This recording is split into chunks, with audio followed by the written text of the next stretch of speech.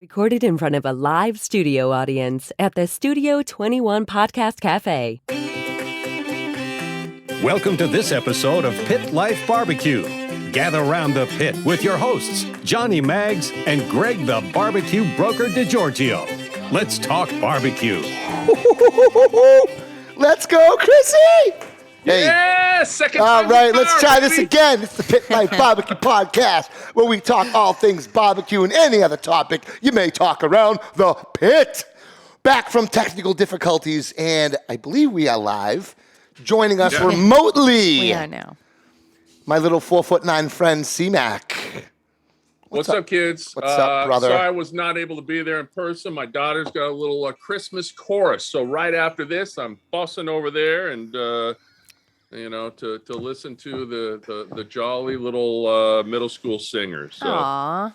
Kent, before you say anything, it was all Chrissy's fault. All Chrissy's fault, Kent. Don't Yep. blame us. Blame the producer. I can give you the address. You're welcome to come over and have words with me if you like, Kent. It's going to fall back to the producer anytime we're late. It just is what it is. I just wanted to give an independent viewing to my personal Facebook page instead of the Pit Life BBQ one. It's kind of like every problem in a real estate transaction falls back on the realtor. And it's just, it is what it is. We're the punching bags, okay? I feel you, Chrissy. That's fine. Still love you, though. It did give me time to finish my first beer. So See, now there I'm on you to go. number 2. Everything is good. What's up, dude? How we doing? How was your week? How was your week? Well, I was about to say nothing, but a lot of stuff has been going on. I'm currently in the crunch time for planning. We do a small, semi-private version of SantaCon here in town to benefit some charity and to drive some extra business to our local breweries and bars and restaurants, and that's this weekend. So been in crunch time for that. That's cool. But also has something really fun. I know I posted it. You guys might have seen it. So I did a collaboration with Brewery Sylvaticus here in town. Okay. And Kaha Roasting Company. So the roasting company provides Brewery Sylvaticus with their coffee beans for any of their beers that they have. This happened to be Guatemalan roasted coffee beans that had been in a bourbon barrel. And so they use it in some of their beers. We did a collaboration. We did a rub. Let me see. We did a rub. So Sylvaticus and Cmac cooks an aged coffee bean ancho chili barbecue rub. So for any of our local folks, you can order. They're doing pre-sales right now for pickup next weekend when they release one of their phenomenal new beers, Long Shadow, that's been I think 2 years in the making.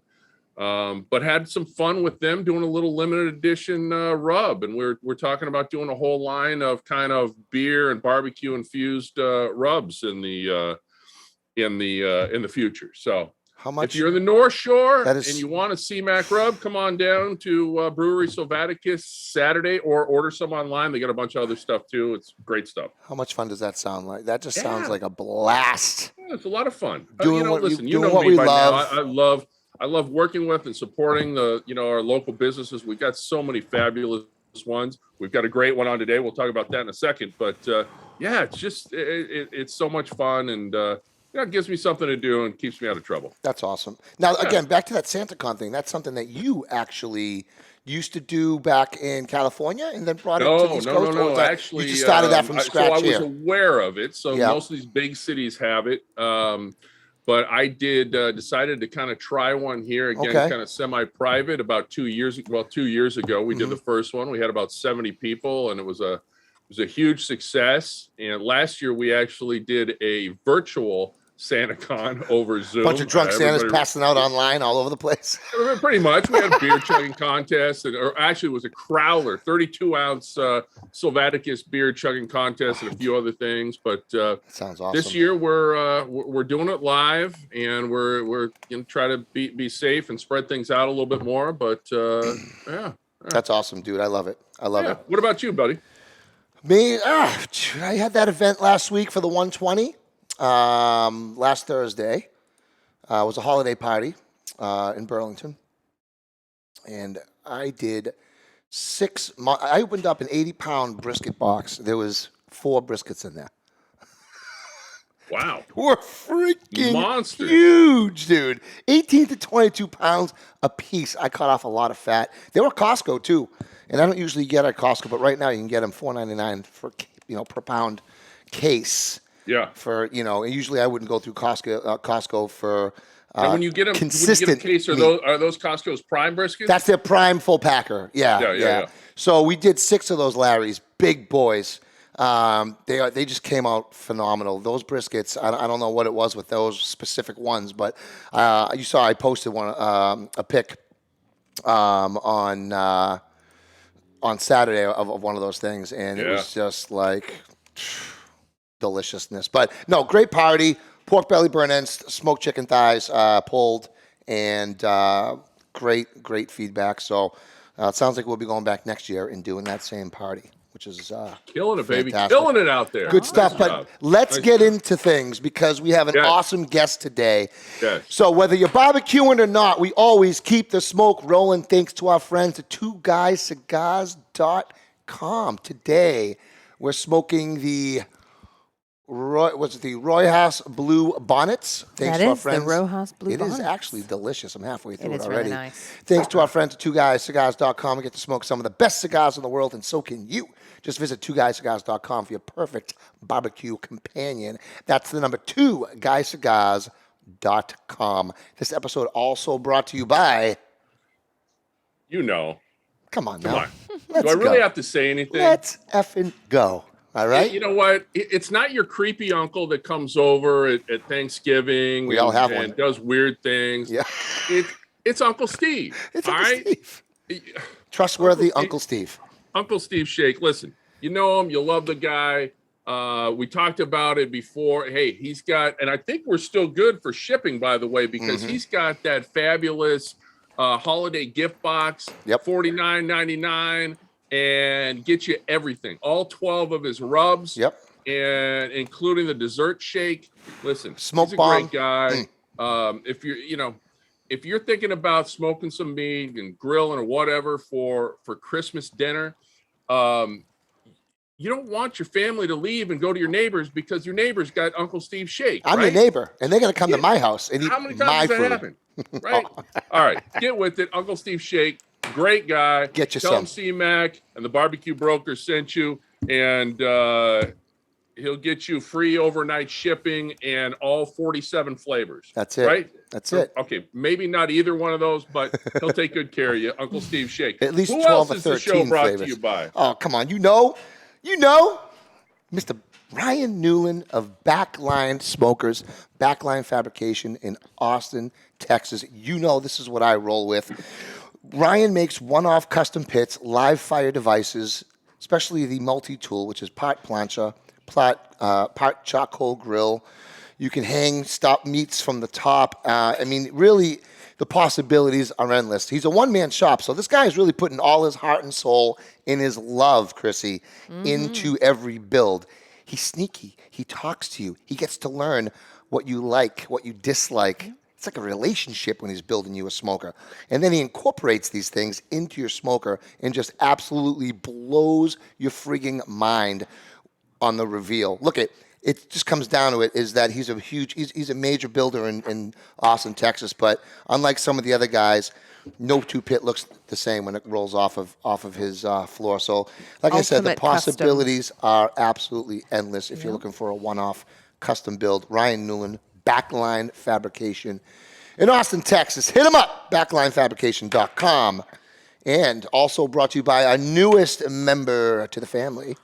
Yeah, so when you're cooking on that pit, listen, you want good gloves to keep yourself safe. Magna Chef gloves. Yep. They're phenomenal. Listen, we talked about them.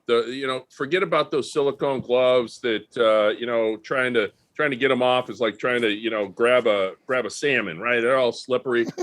They got the magnets, all right? They got the magnets, plot out, boom, get them off. They are heat rated up to 450 degrees. I did a personal test with them last weekend, 7,000 degrees, all right? Wow. Plus or minus a few thousand. Don't quote me on it. Magna Chef does not quote that. No, they don't. I do. But I've seen you hold an actual Fogo charcoal the size of a meteorite lit with the glove in your hand. I can't do that for a half an hour, but you can move coals around and be good. For 12 hours, I was holding that coal. So Magna Chef, listen, At great 7,000 colors. degrees. You can still hopefully get them in time for Christmas. Yep. Great stuff. The guy's a firefighter that designed it. Who better than to protect your hands than a firefighter? Magna Chef gloves. Get you some of those. Made in the USA. Let's go. Yes. And there's a promo code with that still for 15% off. Do you have that with you, Chrissy? I don't. Anyone? I don't, but there is Don't one. look at me. Come on, Chrissy. What's the damn promo code?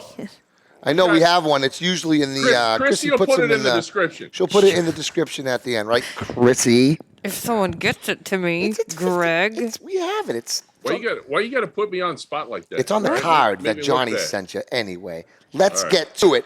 Cmac, hit it. All right. So listen, we got all that stuff out of the way. Let's get to the good stuff. all Let's right? get to what Johnny Mags calls, Chrissy. How long have you been here? Oh, the brass tacks. Jesus God, the brass I'm tacks. having a day, everyone. Let's I'm having go. a day. Let's get down to the brass tacks. So listen, I our love you. This is guests good. and possibly guests tonight are from one of my favorite butchers clubs. So listen, if you're anywhere near the North Shore and probably all of New England, you've heard of these guys. Mm-hmm. They opened up, Warren, shake your head, February of 2019. Yeah. So you know, they got a couple years coming up on 3 years under their belt. Just a phenomenal place, great people. Happy to have Warren Means. Lisa is somewhere off camera there getting sausage and probably she's beefing. She's getting ready to beef. And if you guys know Modern Butcher, you know what that means. But listen, I want to welcome Warren to the show. Modern Butcher, Newburyport. Warren, thanks for coming, buddy. What's up, Warren? Thank you so much for having me. I appreciate it, guys. Thank you so much. So listen, you know, we've wasted a lot of time with Chrissy's mess up, and I love it. And Greg and I, you know, talking about people and stuff that nobody cares about. So let's get into the, as he says, the brass tack. So I think, listen, you guys opened up 2019. You guys have caught fire for a bunch of different reasons, but I think one of the most interesting things is both you and Lisa's background coming together to open up the Modern Butcher. So tell us that story. The story. All right. So I, had always loved food. I grew up around food. Food was like the biggest part of my life. I just, as a kid, early 20s, had no direction on what I wanted to do. So kind of fell into the medical field and was just there because it was good money, good job security, and I was just comfortable there. But still just wanted to do something with food, and just didn't know what that was. I didn't go to culinary school or anything like that, and just kind of drifted my way through the medical field, ended up in pathology, which is where I was for 10 years. So I did that, and then met Lisa and was, talking, one of like the third date or something like that. It was very early on meeting her. I was like, I want to open a butcher shop. I think it would be awesome. And she's like, yeah, let's fucking do it. And I was like, okay, let's do it. So we started emailing whole animal butcher shops because there's no schooling for this. It's one of those things, like, it's very, very hard to learn unless you have either the lineage in your family or the ability to get a job at a shop like this. So I sent emails out pretty much up and down the East Coast, New York, Connecticut, and a place out in Northampton, Mass. Responded and was like, yeah, if you're willing to drive out here, we'll teach you. I was like, let's do it. So we would wake up, ass crack of dawn. It was like 4 a.m. We'd wake up at 4 a.m, drive out the 2 hours, work for a few hours out there, drive back home, work our full-time job. And we did that almost every Tuesday not every Tuesday, but like 2 Tuesdays a month for about 2 years, until I was pretty much comfortable with everything, because all the anatomy, knife skills, measuring with your eyes, all that carried over from pathology. So I kind of had a weird leg up on it. So when I was comfortable, we were like, yeah, sell the house, take the money, open the shop. So we did. And that's where we're at. That's awesome. So listen, you That's amazing tiptoed story. around a little bit. All right. So so I know Lisa's got background in the bar restaurant industry. Yes. And then, so when you say pathology, I just want to make that clear to our folks. So if I'm wrong here, so your scalpel skills started with essentially cadavers, right? People, yeah, they weren't all dead. I mean, I did do my share of autopsies, yes, Okay. but most of the things that we get were parts that came off of or out of the body. Yeah. And just, doing that, cutting that was where it all essentially came from. But if you put a person on the table, I could break the person down pretty quickly. This is insane shit right here. I just think that's the. We're talking butchering humans. How many transition. human briskets can be fit in a smoker is the question. It's so similar. It's so similar. Right? Creepy but awesome at the same time. Holy shit. Yeah. Yep. It's great. We'll have to. There's a few of our podcast listeners that we may want to send over for that. We'll get them on the Sure. table. Yeah. Yeah. What's up, Totally Dan? fine. What's up, Dan? What's up, Kev? Jeff Brown. Jeff Nelson says Royal 21, by the way, is the Magna Chef good. promo code. All right. Thanks, Jeff. You got the It's code in the now? notes. What's up, Thank you. Kent? I know. You know you're there, I Kent. got it. Love you, buddy. So, hey, what's up, Crawdaddy? What's up, guys? Thanks for watching. Good stuff. So that is an awesome story. Yeah. That is like in the measuring of your eyes from humans, basically transfers over to cows somehow. Yeah, well, I mean, anatomy-wise, Yes. cows, pigs, it's All the same. just separating muscles and everything. Yep. But like cutting like steaks in sequence at a certain measurement, same thing with bacon or anything that you're cutting, like that carries directly over. So I'm pretty friggin' accurate when it comes to that. That's awesome. Awesome. Do you shop? How do you sharpen your? What's your method of sharpening your knives? Okay, I'm assuming obviously, being a butcher, your knives have to be just freaking razor sharp. Do you sharpen them Correct. yourself? Do you send them out to be sharpened once a week? Like, what's your process for your knives? Yep. So once a week, there's a place by my house. It's a super easy swap. I change my knives out every single Monday, and then just basic maintenance here with the sharpening steel. And that's kind of it. But Awesome. had I not had this company, help me out with this, then yeah, I'd spend quite a bit of time on stones and really putting a lot of effort in. But they've cut that part completely out of our everyday routine. So it's just, I have the confidence in them and their knives that I can just, swap them out and be good to go on Tuesday. That's actually really cool. You have a couple sets of knives. You just swap them out every week. Yep. Always guaranteed Yep. sharp knives at the beginning of the butchering. Yeah. I Calendar. mean, a sharp knife is a safe knife. Straight up. Yeah, Straight up. absolutely. So Fantastic. Warren, when you guys were getting ready to open, and obviously that's continued through, you've really focused, and I think what separates you from a lot of other butchers, especially large butchers, is the whole animal and knowing where everything comes. So talk a little bit about that, where you guys source your animals from, and So while we were building this out, it took us a solid year to build it out, literally actually to the day from when we signed the lease. It took us a year to do it. So in that year, we spent time traveling to farms all over New England, getting to know the farmers, getting to know their products, how they're doing their animals, how they're putting their animals down. Because yes, that quite literally means everything to us. And, especially with the slaughter process, that can wipe out all of the hard work that the farmers did. And on top of all that is that people can put things online like organic or humane or pastured, just as buzzwords for people to read. And, that's all they're focusing on when they don't know what that actually means behind that. Which, some farms that we visited, we don't work with because I don't like their practices. I don't like how they're slaughtering or where they're slaughtering or what their definition of pastured actually is.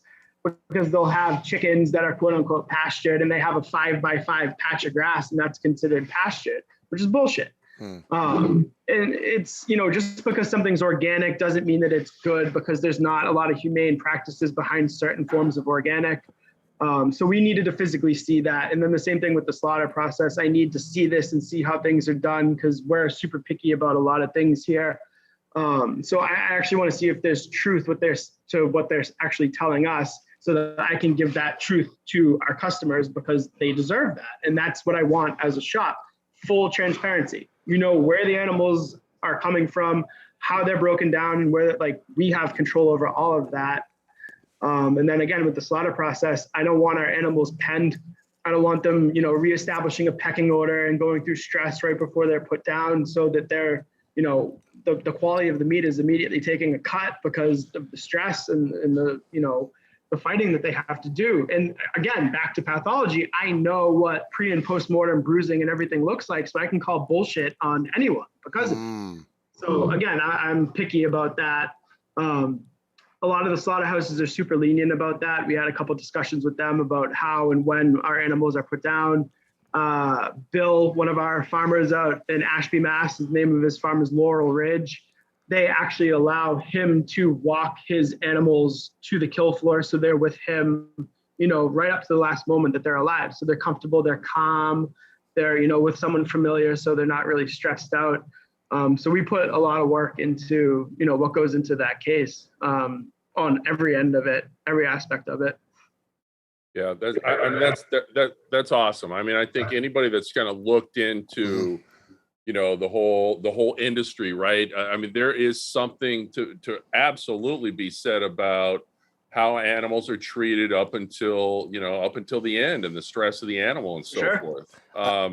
I'll tell you another thing that I love about places like yours that do the whole animal and kind of own it from, as they say, from rooter to tutor, right? Is that you can get very specialized cuts, which I know I have from you many times. As of late, in fact, last time, Greg, I was on the show, I was talking about doing a little tacos de lingua. Yes. And Warren got me a couple of cow tongues. I'll tell you what, man. Those look good. I invited a few people over because you're cooking something special like that. And I've had them before, the first time ever cooking them. But people in the barbecue grilling community, some can be a little, what's that? Warren, they were fan-frickin-tastic. Oh, so good. But that's again, awesome. A lot of, so sorry, I went off on a tangent. I got excited thinking about my tacos, but somebody wants, a special cut. What are they got to do? They got to call you and say, hey, listen, this is what I'm looking for, or what? Do you get a lot of requests? Yeah, there's a lot of, always, if you want something in particular, call me. Come in, email me, whatever.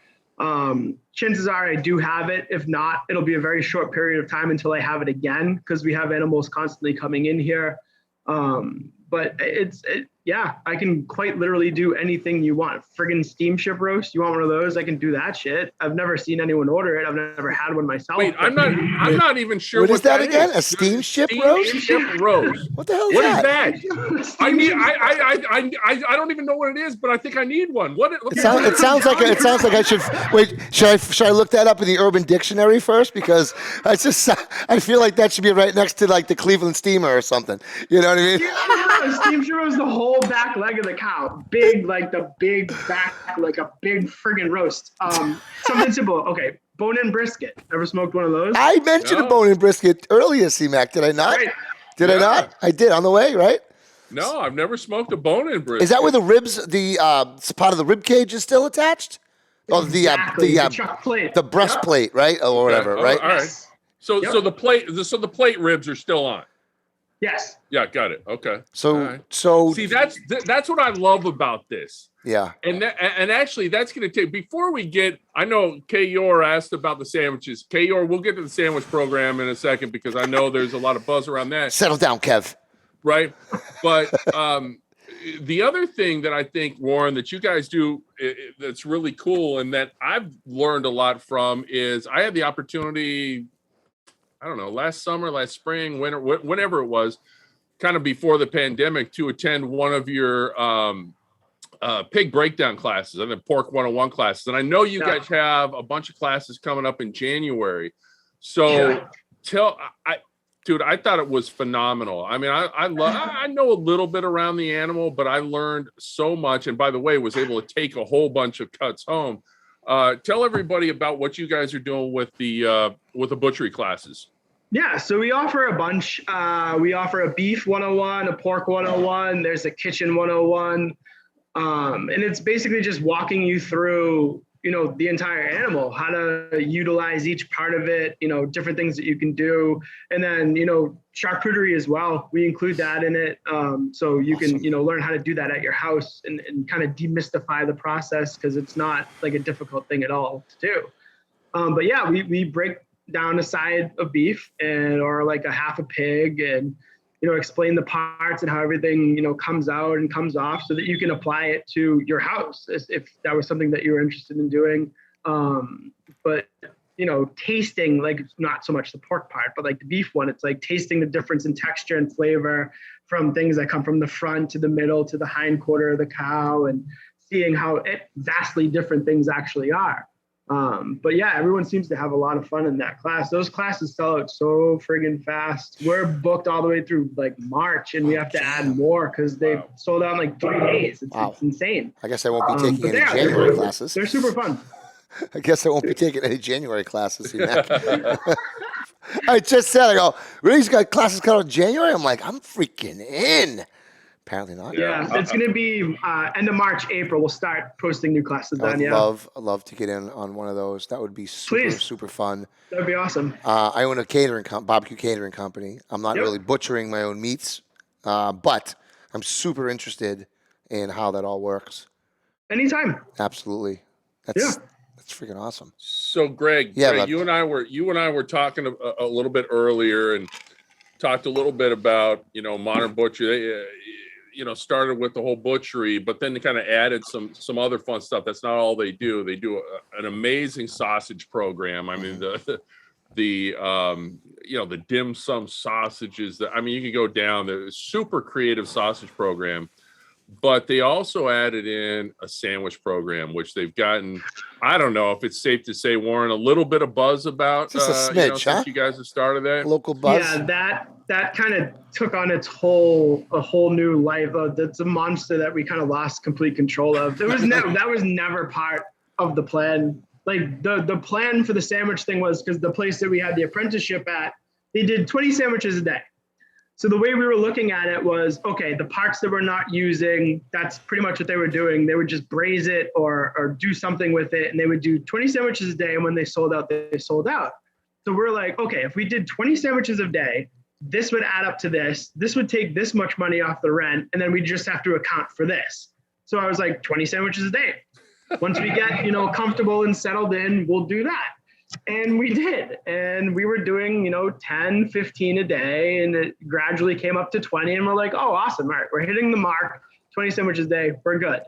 And then it got bigger. And it was like, okay, we'll do 30 sandwiches a day and see how that goes and keep up. And this was all too when it was just myself and Lisa. We didn't have anyone here. Right. Actually, Poppy was here, our daughter. So we had her to here too, taking care of her while doing all this stuff. And then I don't know what the hell happened, but it just exploded, absolutely exploded. And then I have no idea. It's like complete monster of its own. Sandwiches are just insane. And people don't even know we're a butcher shop. They'll come in and be like, oh, you're a sandwich shop. And it's like, wait, what? Or they'll come in and see the case and they're like, oh, you have meat? It's like, yeah, that's the name. So you were doing, so what did you do? Like a different, a specialty sandwich per day that you started to do? You would just make a certain one. There was no choice. You couldn't come in and look at a menu. I want an Italian with everything on it, and I want this one. It was just the specialty sandwich. If you like it, great. If you don't like it, check back tomorrow. Type of thing. That's kind of how it rolls. Yeah, one a day. So we can just pick that one sandwich, do the one sandwich a day, execute it perfectly, and then move on to the next day. What would you say your most popular sandwich was? The Italian job. No, it's the roast beef. The three-way, right? I mean, let's talk about that, because it's like for those that aren't from New England or the Boston area, the North Shore of Boston area specifically, if you didn't grow up around here, you didn't grow up around all the famous roast beef places that are around. Yes. Most notably, probably I believe the first being Kelly's. Yep. On Revere Beach. Yep. As we joked about Revere, which is where half my family's from. And me and Cmac, for those that didn't know Revere last week, we kind of joked and said it's kind of the Staten Island of Boston. All right. Yeah, my mother's from Revere. Yeah, exactly. My grandmother grew up on Bates Street, and ever since I was a little kid, my grandfather or my grandmother would always take me up, and we'd either get Bianca's pizza, or we'd go and get roast beef sandwiches at Kelly's. Ever since I could walk. So the roast beef three-way is an important sandwich to North Shore folks, and Johnny and I have done a competition or two. Or eating, I think we did one from Tessie's in Tewksbury. It was a monster one that we did. So talk to us about when you debuted that sandwich and the feedback you got from people. Sure. So the roast beef sandwich, kind of spawned from the fact that we weren't going through top rounds as fast as we wanted to. Mm-hmm. So I had the meat. And we're like, let's make a sandwich. And obviously the first thing that comes to mind with the top round is make roast beef. So we started, everyone in this, like North Shore eats roast beef sandwiches. They all know what they are. The trick or not the issue with them, but it's one of those things like, first and foremost, everyone has their home shop. Everyone has their shop that they have nostalgia with. It's their comfort sandwich that they eat. So regardless of where else you get the sandwich, no matter how good the sandwich is, whatever sandwich you eat, that is your home shop. Nothing is going to beat that. I have mine. Everyone has theirs. Regardless of how good my sandwich is, it's not going to be better than that one. So that being said, I knew that there's a strict formula to this sandwich. It's James River barbecue sauce, it's mayonnaise, and it's cheese. Yeah. You cannot screw with it. For the three-way, that is. Yes. The three-way, yeah. So, even if you don't do a three-way, if you just get it with sauce, it has to be James River barbecue sauce. It has to be. So us being us, we're like, we're going to make our own barbecue sauce, and it's going to be phenomenal. We're going to put it on an Anna Rose's brioche bun, which is like some of the best friggin' bread on earth. So we did it. And it was a good sandwich, and people were giving us shit right off the bat. No James River, right? No James River, no onion bun. So right. We ordered cases of James River and then New Englanders. Right down that black hole, and we're right into it. Yep. And then, there's a group on Facebook that someone in that group ate the sandwich that we did. Yep. And it just exploded. North Shore Beefs, right? Something like that. Exploded. North Shore Beefs, I think it is. North Shore Beefs, yep. Andy Ferg's group. Ferg's group, yeah. And it just and then once they put it on there, and now if anyone knows that group, there's also a very, very strict posting formula that if you don't post correctly with their algorithms, you get shat on tremendously by everybody in the damn group. And he always has at least 25,000 in a group, even though Facebook will shut them down. They're goddamn aggressive too. So you don't want to screw up. They make you feel bad. I posted once, and that was the last time I ever posted. But listen, this is a testament, Warren, to you and Lisa, because you went your own way with this thing, which is a very and listen, I had no idea what this sandwich was all about when 4 years ago when we moved from California to New England, and I'm far from an expert because I didn't grow up with it, right? Like you said, people grew up with their local stores and they got their favorites, and it's so ingrained. I think it's an incredible testament that you guys went your own direction and have really consistently been either number one on that on Ferg's group, or I think another one just came out that you guys were top 5, and that wasn't ranking. I mean, you could have very well been the favorite, but there it is. It's an incredible testament. So you talked about doing 20 sandwiches a day. I know for a while you guys were just doing beefs on Friday. You had to move it to Saturday probably because so many people that worked on Friday people lining up or down the street. And I heard 3 hours before you opened, you had people lined up outside. Yeah, it's pretty bad. That's awesome. The funny thing is, it's the shittier the weather, the more people are outside. So if there's a blizzard or a monsoon or like anything like that, more people will be standing outside waiting. It's unbelievable. That's us New Englanders. We're sick in the head. We want. It's humbling. It's insane. But that puts the pressure on us that we have to perform every single week, and it has to be perfect. And that's what Lisa is amazing at. She is a perfectionist. She hand assembles these sandwiches, nobody else, her. She does it by herself, 200 to 250 sandwiches on a day by herself. Yeah. And just to confirm, you did go to the James River, and you are doing the more traditional now. So you're giving people what they want. I did, yes. Against your original plans, but still, that's what they want. I mean, like you gotta make the patrons happy, give them what they want. Yeah. Right. Yeah, we threw a picture of it up on screen there while you guys were having a chat about it, so that everyone could see. That thing is amazing. How many looking. Is there over a pound of beef in your sandwich? So the meat, we weigh out every portion. It's 8 ounces, half pound, and then when the sandwich is complete, it weighs just a hair over a pound or right at a pound. Straight up American cheese. Yeah. American cheese, mayo, James River. That's it. That's awesome. And by the way, separate subject. If you guys want to see, and again, it's not only sandwiches, right? They're a butchery, but go to their Instagram feed. I mean, you talk about some beautiful, beautiful pictures, and the picture that Chrissy just put up. That's also picture. Lisa. Well, Lisa's got a little background in the social media world and all that, right? Correct. No, go ahead. No, sorry. Go ahead. I was going to say that my wife, Lisa, is Pork and Pints Boston. She does a fantastic job with local food and beer as well. So she was able to apply that to the butcher shop. And I mean, even before the shop was open, she was able to create a buzz and create an Instagram and a following. We had like 1,000 followers before the doors even opened. That's awesome. So that's a testament to her hard work and skill with that, and being able to, take social media and use it as a weapon, and not like her personally, like she's doing this, not a company. We're not paying anyone. So she's able to balance work and social media, both her personal account and the shop account, and pull that off. And it's pretty freaking impressive. Yeah. Really. It's not easy. Social media is work. It's constant marketing. Yeah, it's a lot of work. It's a lot of freaking work. And it only works if you do it consistently. Correct. That's the other part. You have to be consistent. And you have to use all facets of that too. You can't just post. You got to use the stories. You got to do the reels. You got to do these you got to go live every once in a while.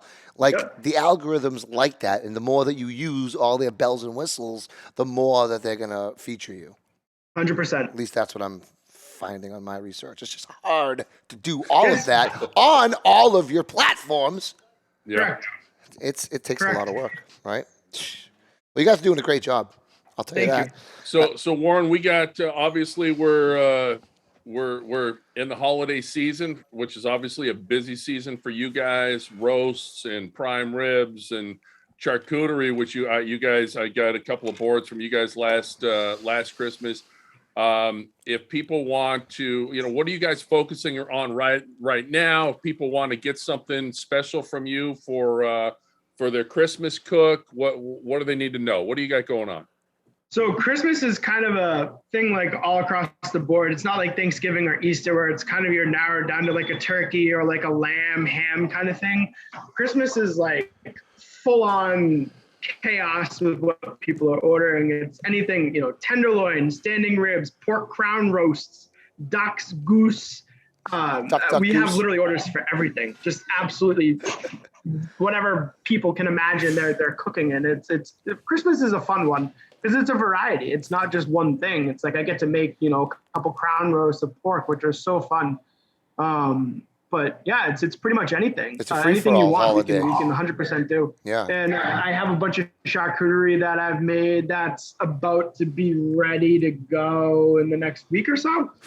So a lot of these boards are going to have our house cured meats on it, as well as patés and terrines and things that we've made here. Your boards are ridiculous.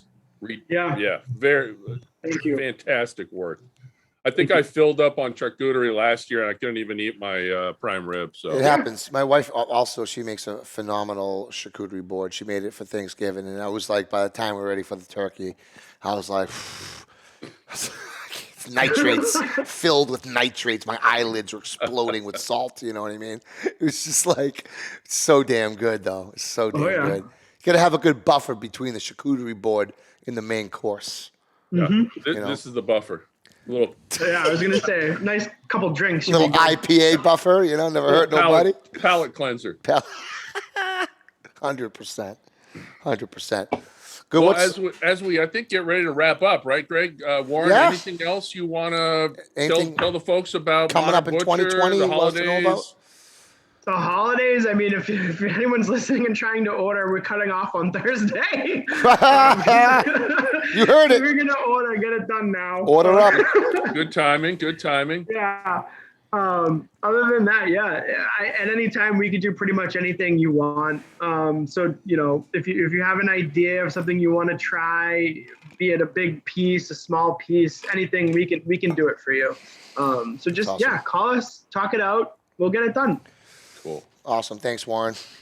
Amazing. Thank you so much. Yeah, appreciate you joining, brother. Good seeing you. Happy holidays. I'm sure I'll probably see you and Lisa between now and Christmas, but happy holidays, and thanks for joining. Yeah, I'm in Wakefield. I'm in Wakefield, so I need to get my ass up there to see you.